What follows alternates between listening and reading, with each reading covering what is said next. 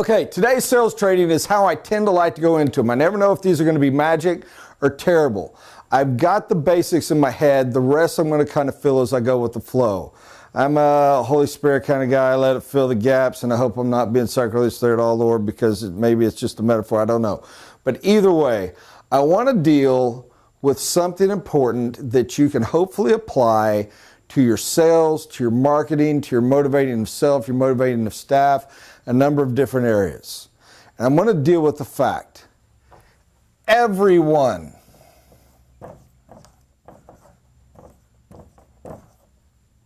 at some level is insecure. And if I misspelled that word, please feel free to send me an email telling me how it should have been spelled. Everyone is insecure. Everyone. The most secure person in the world, the strongest, most confident person out in the world is insecure. Everyone has doubts. Everyone feels weak. Some are worse than others, depending on how bad they beat up, how much they've been abused, whatever. But everyone is insecure. Likewise, that insecurity leads to another fact, and you might have to swing over here, I'm not sure. Everyone loves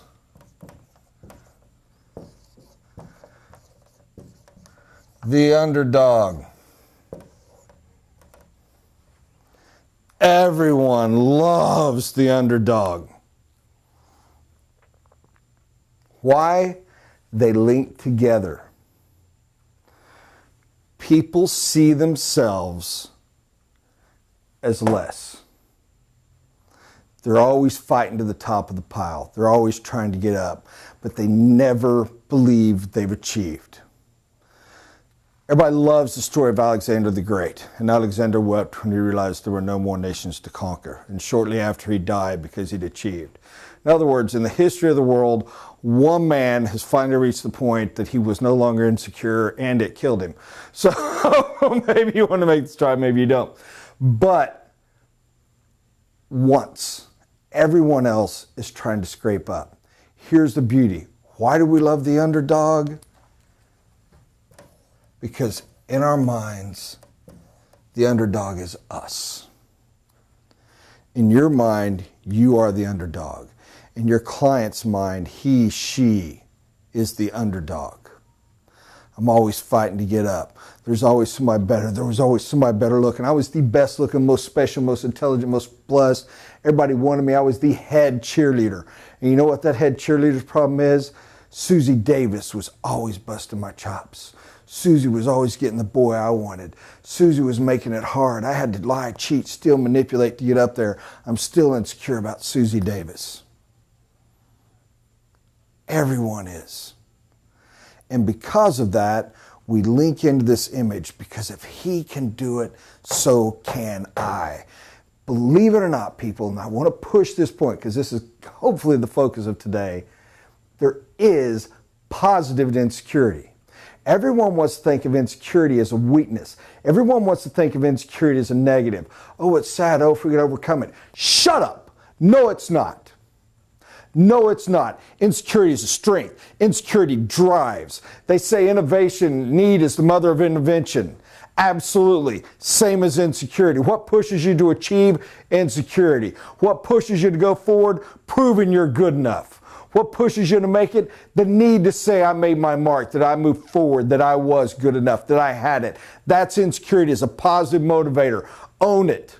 If you don't figure out how to take anything from this and apply it to somebody else, apply it to yourself. Own it. You are good enough, now prove it. Let that eat at you. Let it burn at you. Let it be the fire in your belly that drives you forth and go and push forth. Because you are that underdog. Why do you think it's you? Because it is you. You are linking in. Give you an example. I'm an Oklahoma boy, as all y'all know. Never met the guy, not a huge fan of his music, to be perfectly frank with you, and that makes me one of the rare ones. But there's a little Oklahoma boy, and I don't even have to put his last name. Old Garth Brooks. Garth Brooks has one song I love. He has one song you love. I promise you, you do. You may go, I have 50 hits. You might. You might hate him. Oh, I hate Garth Brooks. You love this song. I got friends in low places. I paused intentionally so it could run through your head. I got friends in low places where the... Absolutely. Why do you love it? Because you relate to it. You don't have friends in low places. You're like me. You'd be scared to death to be in those places. You go to a biker bar, holy crud, how fast can I get out of here? I did it once. I almost wet myself. It was horrible. These were bad people. These are people that it's like, why aren't you in prison yet? Oh, you just got out. Why aren't you back in? These are low places. But that's not what you hear when you hear this song, nor should you, because we all take our own elements to the understanding. What you hear is, I got friends in low places. In other words, I got friends like me. I got friends that live in the mud. I got friends that get kicked. I got friends that get beat down, but they're my friends. And together we can strive. Together we can achieve. I don't want to fit in your society even though I'm trying to, even though I strove, even though I tried to raise myself up and you kick me back down. Davis girl, whatever, for the head cheerleader. Doesn't matter, because I still got some nitty-gritty friends. I still got some people that play with me. I got folks to pick me up and to build me up, and together we're going to rise up and we're going to take it.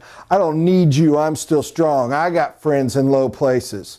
What was the Gretchen Girls song that came out a few years ago? It's in the tip of my head. It just occurred to me to use, but it's, I'm a redneck girl, ain't no high-class broad. Yeah, you are. Think about it. No girl really wants to be exactly the element of that song if you take it at its dirtiest level. No guy, honestly, really wants to date her. And yes, you could say, oh, well, brothel thing, man, that's gross, that's sick, that's a whole different world. We're serious for a minute. This is relationship stuff. Nobody does. And yet, every woman loved that song. You know what? Every man did too. Because you could relate to it. Because when you're kicked and you're beat down, that's how you feel. And I want somebody to say, you're all right. Gosh, people, it's largely the purpose of the church. And I'm amazed how the church doesn't get this. I'm amazed how Christians don't understand what they're selling. Strength, numbers, support. You got beat, you got whooped, you got kicked down. I'm there to pick you up.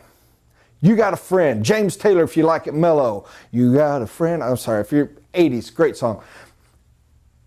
Somebody's there with you. Somebody's there to make you strong. Somebody's there to bind you together. The underdog is usually a team, if you think about it. We want to be part of that. We want to go there. Another phenomenal song, because I don't think anything gets this stuff across. By the way, if you're not a fan, don't tell me, because I think one of the greatest musical geniuses of our time, and yes, I want to use this marker for this, is a crazy little gal by the name of Pink. Now, I knew a guy that knew her. I know she's got some problems, just as we all do. I don't know. I don't care. You can like her, you can dislike her. She can be good, she can be bad. Musically, poetically, that woman's a genius. And she did a song recently called, and it might not be that recent now, but it is to me, Raise Your Glass. And I meant to write down the words. I didn't get them all. It's raise your glass. Here, I've got a few because I love this part of the chorus. Raise your glass if you are wrong in all the right ways, all my underdogs. Raise your glass if you are wrong in all the right ways, all my underdogs. We will never be anything but loud and nitty-gritty, dirty little freaks. Genius! Genius! I need my preacher to do that. We wouldn't have room for all the people. I'm serious. Raise your glass if you're wrong in all the right ways, all my underdogs. We all think poor of ourselves. Remember, we're all insecure. We all don't think we're good enough. And we're all feeling rough. But we also love ourselves if we're even semi-healthy. This is the only reality we know. This is all we got. And I like to believe I'm strong enough. I like to believe I'm good enough. Even if I'm the underdog, even if I'm the one always getting beaten down and punched, there's a part of me that believes. And you just united me. You said, hey, you do it all the wrong ways. if you were wrong in all the right ways. I think my ways are right or I wouldn't do them. And you just bonded me with you. All my underdogs. We're a team. We're part of. That's cool. And you know what?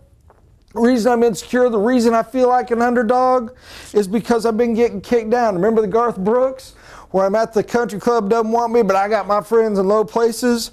We will never be. In other words, we're emphasizing this. Think of poetry here. And I sound like I'm selling pink. I'm not. We will never be anything but loud. Promise you. You also heard proud.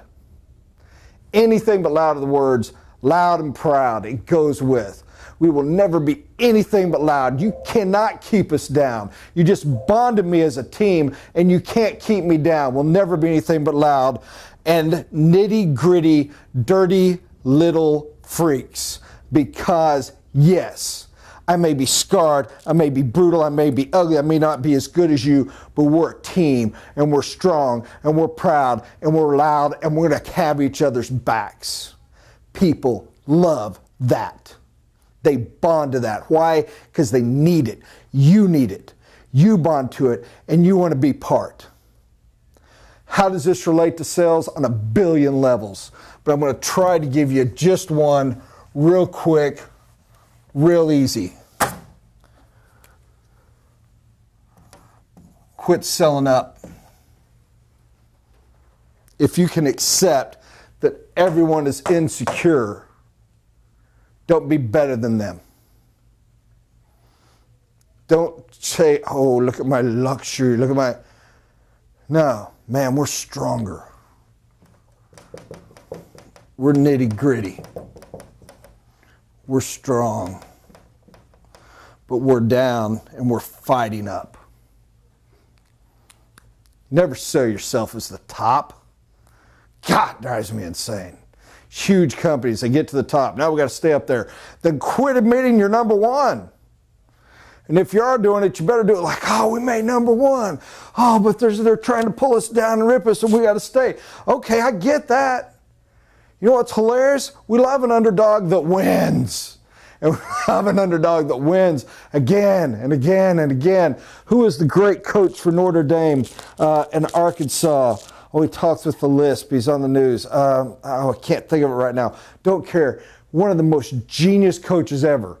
The guy was a brilliant coach. He recruited nothing but high school athletes. He coached at nothing but high school universities. My land's Notre Dame, people. And you know what he always, well, you know, that team we're playing's better now. So I got nothing. Self-deprecating. Always talking himself down. Always talking his competition up. You loved him. You cheered for him. My gosh, I cheered for Notre Dame when he coached them to a national championship. And I hate Notre Dame.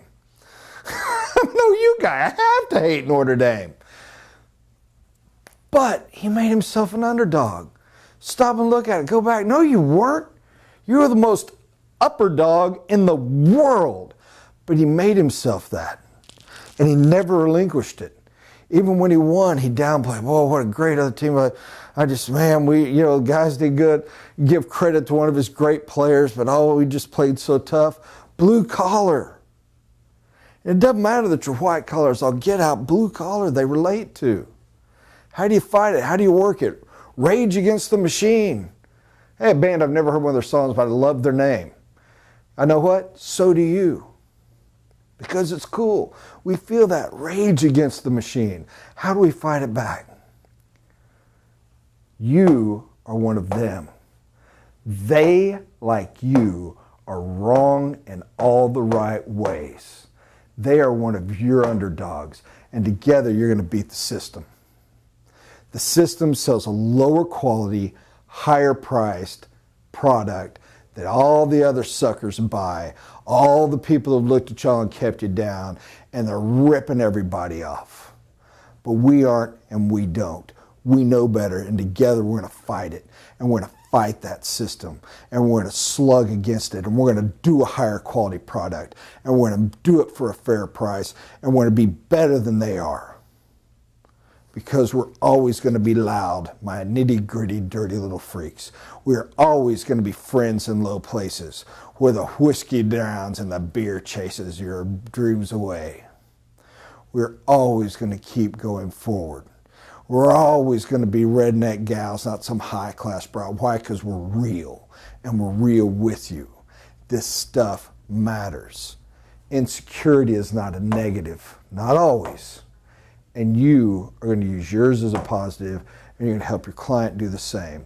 And you know what? The sin manipulation, you're blessing your lives. You're giving them something they need. Share it with them.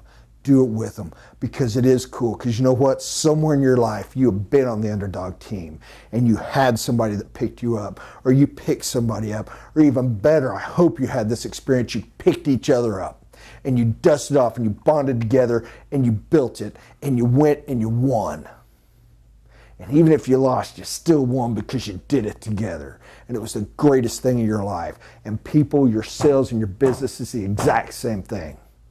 Let it be. Let it love. Let that go. Build this relationship. It is fun. Don't make all your best memories when you were 9. Make them today and tomorrow. I love this stuff. Thank you for watching. I hope you got something out of it. God bless, guys.